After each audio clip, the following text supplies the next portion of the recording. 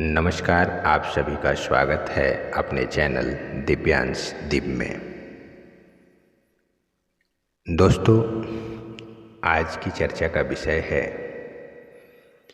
कि कुछ इस तरह बना है मानव शरीर और आपकी उंगलियों में क्या मौजूद है वो खास तत्व।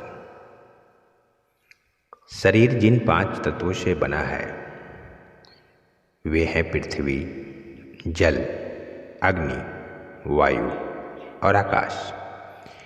पृथ्वी तत्व से हमारा भौतिक शरीर बनता है। जिन तत्वों, धातुओं और अधातुओं से पृथ्वी बनी, उन्हीं से हमारे भौतिक शरीर की रचना भी हुई है।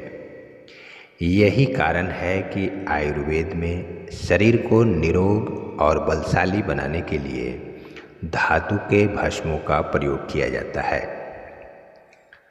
जल तत्व से मतलब तरलता से है। जितने भी तरल तत्व शरीर में बह रहे हैं वे जल तत्व हैं, चाहे वो पानी हो, खून हो या शरीर बनने वाले सभी तरह के रस और एंजाइम हो। जल तत्व ही शरीर की ऊर्जा और पोषक तत्वों को पूरे शरीर में पहुंचाने का काम करते हैं। इसे आयुर्वेद में कफ के नाम से भी जाना जाता है। इसमें असंतुलन शरीर को बीमार बना देता है। अग्नि तत्व ऊर्जा, ऊष्मा, शक्ति और ताप का प्रतीक है। हमारे शरीर में जितनी गर्माहट है सब अग्नि तत्व से है। यही अग्नि तत्व भोजन को पचाकर शरीर को स्वस्थ रखता है। इसे आयुर्वेद में पित्त के नाम से जाना जाता है। ऊष्मा का स्तर ऊपर या नीचे जाने से शरीर भी बीमार हो जाता है, इसलिए इसका संतुलन भी जरूरी है। जिनमें प्राण है उन सब में वायु तत्व है।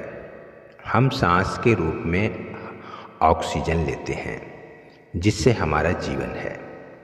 पतंजलि योग में भी जितने भी प्राण व उपप्राण बताए गए हैं वे सब वायु तत्व के कारण ही काम कर रहे हैं। आयुर्वेद में इसे वात के नाम से हम जानते हैं। आकाश तत्व अभौतिक रूप में मन है। जैसे आकाश अनंत है, वैसे ही मन की भी कोई सीमा नहीं है। जैसे आकाश अनंत ऊर्जाओं से भरा है, वैसे ही मन की शक्ति की कोई सीमा नहीं है जो दबी या सोई हुई है। आकाश में कभी बादल, कभी धूल नजर आते हैं तो कभी वह बिल्कुल साफ होता है। वैसे ही मन भी कभी खुशी, कभी उदास तो कभी शांत रहता है। इन 5 तत्वों से ऊपर एक तत्व है आत्मा। इसके होने से ही ये तत्व अपना काम करते हैं और तभी शरीर में ऊर्जा रहती है और वह इन 5 तत्वों को अपने नियंत्रण में रखती है।